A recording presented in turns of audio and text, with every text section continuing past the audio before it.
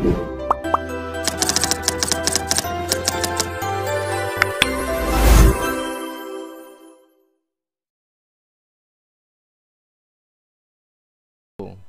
Ki Justin Lover. Hari ini Aki akan membuat suatu materi mengenai trading futur. Dan kali ini Aki akan menggunakan pada market Bybit. Oke, Aki langsung saja membuka market Bybit. Nah, ada yang bertanya kepada Aki, bagaimana sih Ki cara melihat koin untuk diperdagangkan dari sekian banyaknya koin? Kesimpulannya Aki hanya bercerita, langkah awal adalah melihat semua koin yang ada di market Bybit. Oke, contohnya kita buka ya, kita buka koin-koin futur yang ada di market Bybit. Nah, kalian tinggal bisa melihat ya. Lihat, saat ini adalah banyak koin-koin yang sedang terjadi penurunan. Nah, ini enak. Kenapa? Karena saat membeli adalah di saat terjadinya minus. Nah, kalian bisa lihat pada tampilan 24 jam dalam satu hari ini, dan juga lihat volume ya. Nah, usahakan dari 24 jam ya, kita cari persen cengnya yang lumayan tinggi, maksimal di atas minus 5 lah. Contoh seperti koin Sol, kita beri tanda favorit dan kita lihat kembali. Oke, kali ini Aki bisa melihat hanya koin Sol ya, koin Sol dengan minus 8% dan volume 84 miliar. Artinya cukup bagus volume ini. Ini hanya dengan melihat pada persen ceng dan melihat volume yang terjadi saat ini antara pembeli dan penjual. Oke, langsung aja kita melihat pola chartnya ya, apakah dia masa-masa tren up atau trennya down. Langsung aja kita klik pada perdagangan koin Sol, kita perbesar. Nah, kalian bisa lihat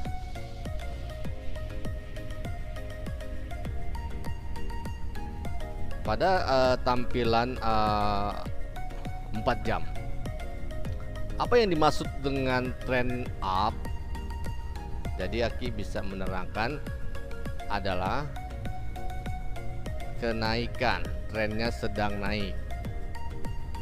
Nah, berbeda dengan trennya down. Bagaimana sih Ki kalau trennya down? Nah, trend down ini seperti ini.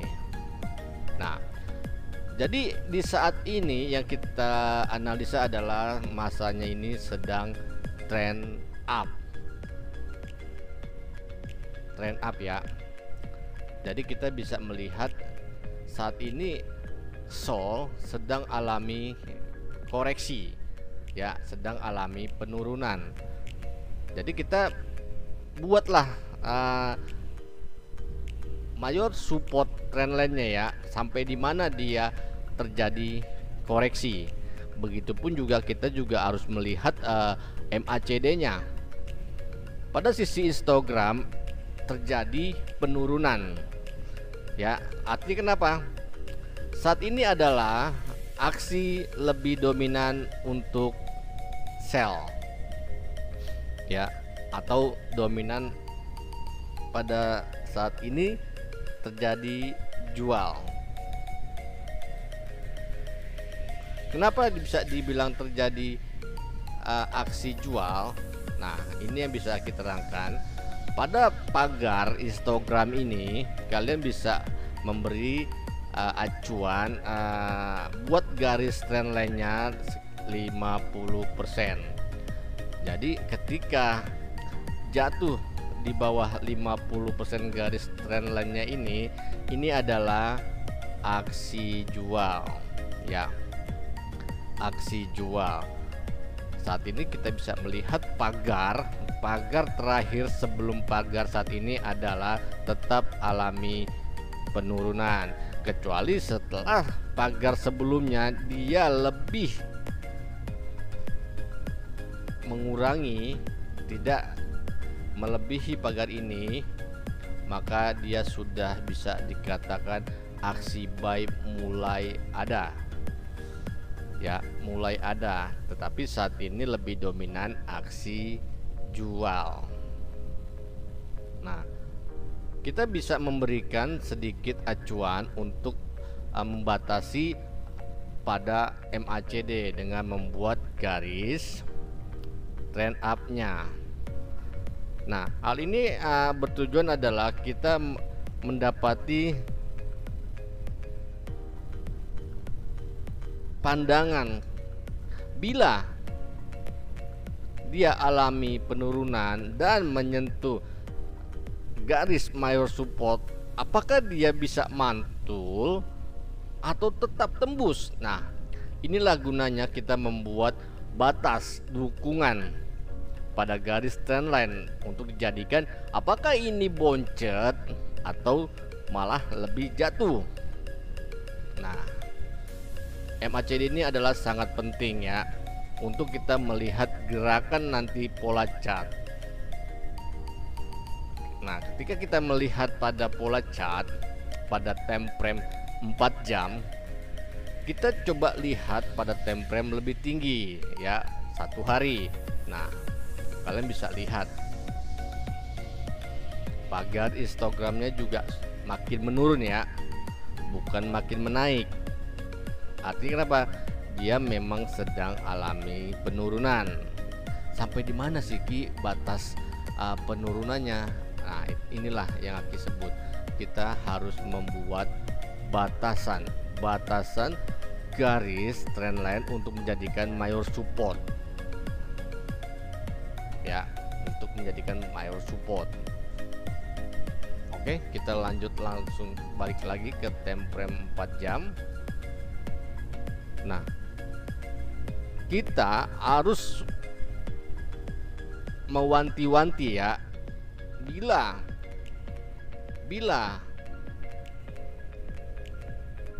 koin Sol jatuh sampai ke support,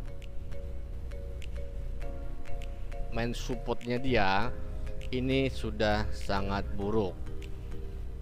Artinya kenapa? Karena dia sudah masuk masanya trend down, tetapi saat ini dia tetap kokoh masih berada di atas trend up. Nah, sebelum dia jatuh di main supportnya, kita perlu melihat sampai di mana batas koreksinya. Nah, maka kita bisa melihat kembali gitu, apakah dia sudah selesai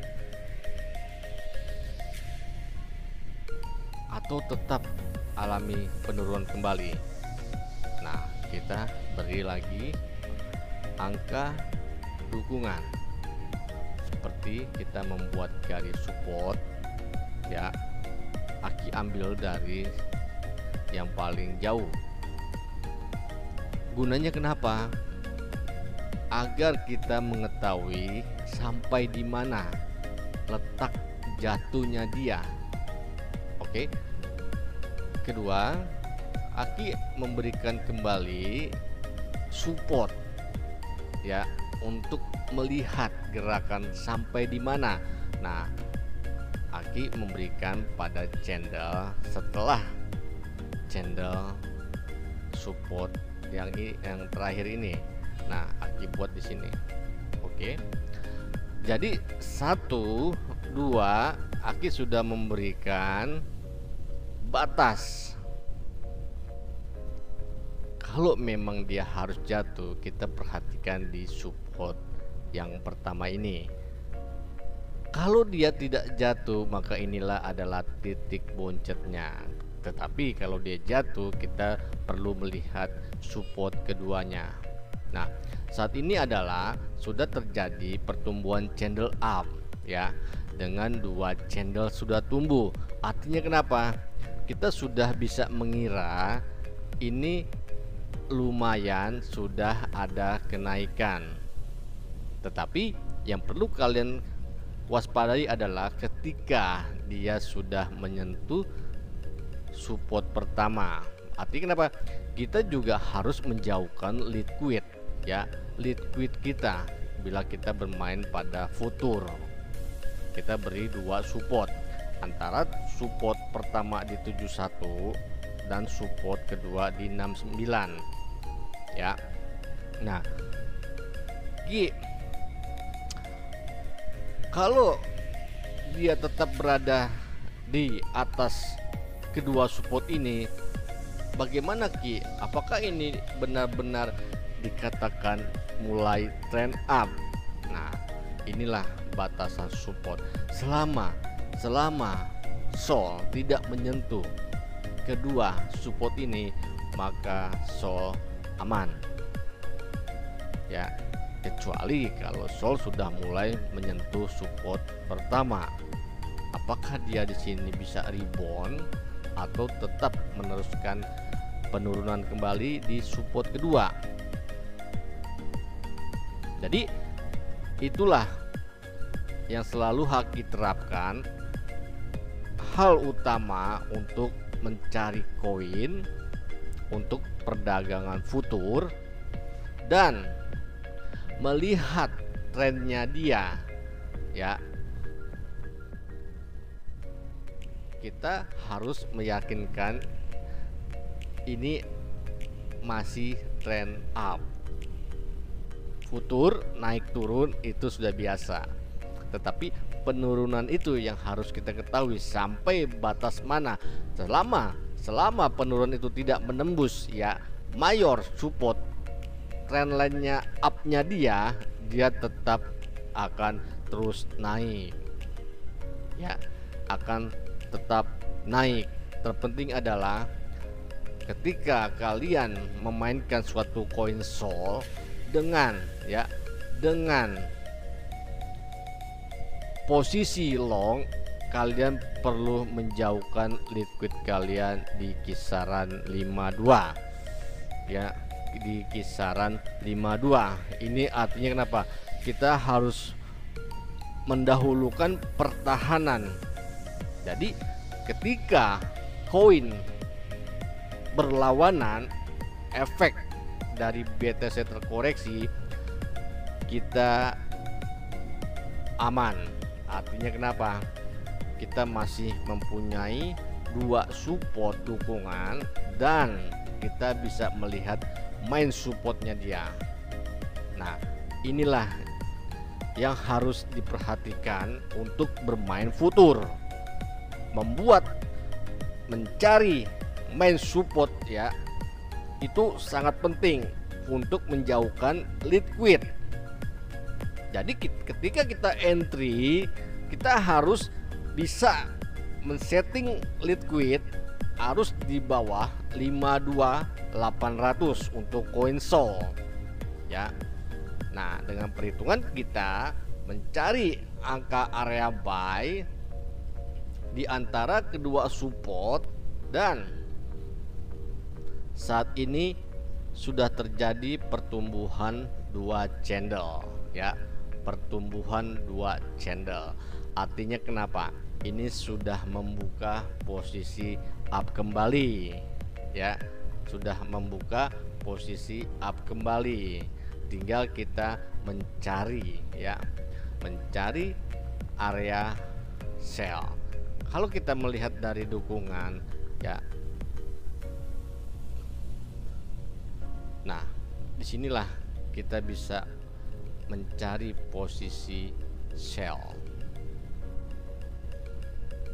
high ya, untuk high-nya, untuk potensi high-nya. Jadi ketika dia ingin menyentuh angka 78, kalian sudah harus waspada ya, karena di sini adalah ketemu antara resist beberapa candle.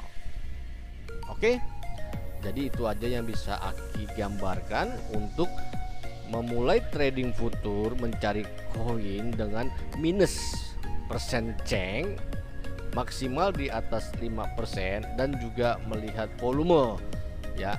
Lalu kalian bisa melihat chartnya gitu, apakah dia trennya masih up atau trennya down. Jadi kalian bisa memilih. Kalau trennya up, kalian lihat apakah dia terkoreksi sampai di mana, kalian carilah support-supportnya, dan utamakan support terakhir ini adalah di main support untuk menjauhkan titik liquid pada futur dan mencari dukungan-dukungan ya, support dukungan. Jadi itulah pentingnya ketika kita bermain futur, tidak asal dan selalu membuat pertahanan terburuk dulu. Jadi kita aman, jangan asal entry, kita tidak melihat main supportnya di mana, tidak ada patokan membuat liquidnya. Nah, itu yang akan susah. Ketika pasar mengalami koreksi tajam, itu akan terjadi panik. Oke teman-teman, hanya itu aja yang bisa Aki perlihatkan untuk trading futur. Jangan lupa subscribe, like, komen. Kalau memang ada salah-salah kata ataupun ada masukan, tolong diberi pada catatan konten di bawah ini. Dan Aki juga sudah membuat diskusi Telegram untuk saling kita diskusi mengenai trading futur Binance. Oke, tetap semangat. Salam Ki Justin Lover.